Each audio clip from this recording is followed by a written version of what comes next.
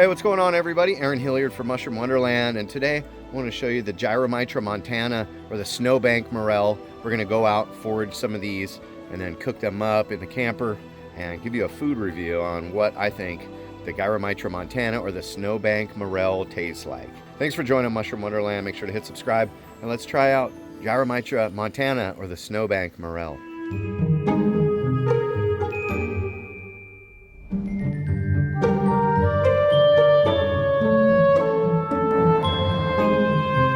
Welcome to Mushroom Wonderland.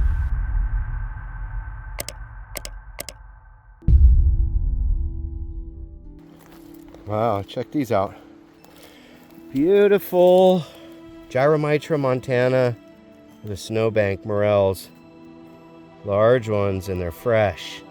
So I'm definitely going to take some of these. Said to be quite a gourmet edible when they're cooked. So we're going to give them a try. This one likes to grow near the snow line, so be careful not to confuse it with Gyromitra esculenta. But this one, Gyromitra montana, got more of an orange color, a very large, thick, convoluted stipe, and they're heavy, and they're just kind of like a softball or something. Beautiful mushrooms. So the Snowbank Morel or Gyromitra montana, it's in the Gyromitra gigas group, so it's a large group of these kind of mushrooms, and in Europe they've been known to be a delicacy. And so yeah, I'm going to take these. I'll probably trim that dirt off really quick. You can see there's another one here, and a really large one over there. Looks like a big piece of fried chicken laying on the forest floor. So that's exciting to me. Nice, beautiful Gyromitra montana. So I'm going to clean these up a little bit just by cutting that dirty base off of there. Get down to where it's pretty fresh, but you can see it's really full of stuff. It's not hollow like a morchella.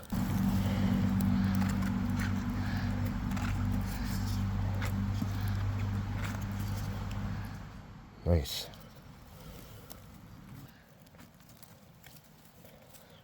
That dude's looking a little past its prime, you know what I mean? Pretty sure there's some bugs all up in there, so yeah, a lot of wormholes. I'm gonna leave this behind and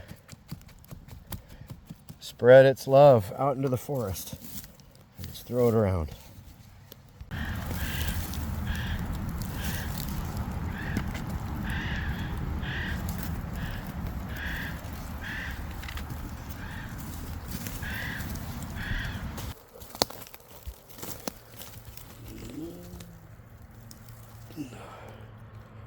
Another Snowbank Morel. That's a really pretty one. Definitely going in the basket with us. Right, it's been a few days since we got the Gyromitra montana, but they've been in a brown paper bag in the fridge awaiting this moment. So I'm going to cook these up and give a little food review on what I think of Gyromitra montana or the Snowbank Morel. These had a chance to get kind of dry, so I'm not sure how much water they're really going to like put out. Yeah, I'm going to slice these up and cook them with just a touch of oil and see if they're going to let out any water. And then we're just going to saute them like you would any other mushroom. And when they're dried for a couple days, they have a very nice consistency. I'm impressed. Look at that, very fleshy, very nice thick mushrooms. So awesome. Here's our cooking oil. Add just a touch of cooking oil into our pan, not very much. Again, these might like dry saute out some water. So I'm going to do that first. Just grab a handful. Just put them right in here and let them heat up with that pan. See if they're going to let off some water. We're going to make sure to cook these pretty well, kind of like chicken or just any other morel. You should always cook morel mushrooms pretty well. And this species, in the genus Gyromitra, some of its relatives containing monomethylhydrazine or MMH. These are said to not contain any, but I've heard kind of conflicting reports, so I'm just going to make sure to cook them well anyways, because the gyromitrin, the actual monomethylhydrazine agent, in this mushroom, or in the genus Gyromitra, cooks out at like 189.5 degrees. So if you get these up to boiling temperature, cook them for like 5 minutes, you should be fine. They say with Gyromitra esculenta, this is, you know, definitely a different mushroom than that. But with that one, you want to have your good ventilation, maybe cook them outdoors to detox them. Again, these don't contain that monomethylhydrazine that I know of, and if it does, it's going to be in very, very small amounts. But you see that, I believe they are starting to let off a little bit of water. Those are beautiful looking mushrooms. But just for good practice, I'm going to turn on the hood fan. Not only because I don't want it stinky food smelling in my camper trailer, but I don't really want to breathe any Gyromitra in if there is any in these. They're cooking very like evenly and nicely. I noticed that. And they're not letting a lot of water off, but they're letting some off. I'm going to turn this heat down a little bit so we don't burn things. I just want to release any of that natural water in there that's steaming pretty good. And then we're going to add a little pat of butter in here just to flavor things up a tiny bit.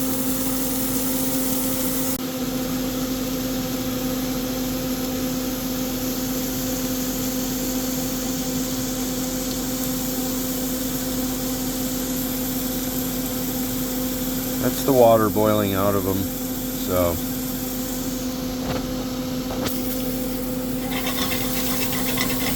they're actually cooking up very evenly and very beautifully. So back with it, I'm going to add in a nice little pat of butter. You know, I have my trademark Band-Aid on. Seems like I always have a Band-Aid on my hands, but hey, I'm the one eating this, not you. Don't worry.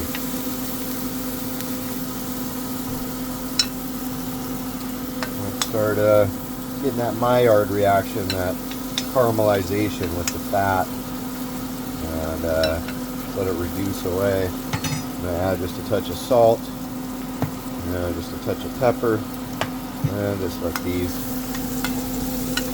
just fry in this butter for a while. I like doing mushrooms very simply. If you see a lot of my videos where there's cooking, I often just do them the same way, because I like to see really what they taste like, especially if I'm doing a catch and cook, you know, where I'm tasting a mushroom, giving my true opinion on how a mushroom tastes. You know, I like to do this pretty simply. All right, look at that. That's after a few minutes of just frying in the butter. We're getting that definite Maillard reaction, that golden brown. That is what brings out the umami flavor in mushrooms. I have heard that these mushrooms are delicious, and so I'm excited to try them out. Little camping bowl, and I got our Snowbank Morels. I'm going to put these into this bowl. Very buttery, very, very buttery.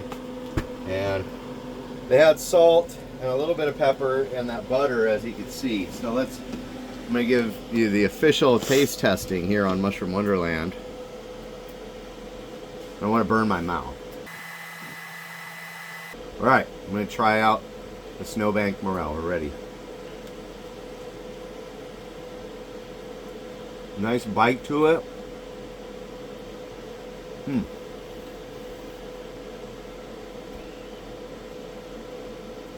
It's got like a little bit of like a bittery kind of weirdness to it. It's not as good as a Morel. I'm going to say that right away. There's just something at the end that tastes just like a little bit bitter. Yeah, like at the end, like at first I'm biting into crunchy, caramelized Morels. It's really, really umami and savory, but there's just a little something at the end. Try again. You always got to have 2 bites to be sure. So meaty, so thick, and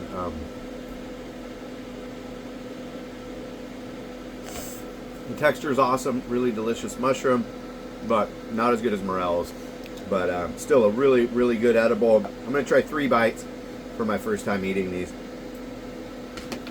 And the first bite kind of turned me off, but they taste great now, I think. I don't know. I think you should try them. And then come back to this video, put it in the comments what you thought about it. So thanks for subscribing to Mushroom Wonderland. We'll see you on the next one. Much love, everyone.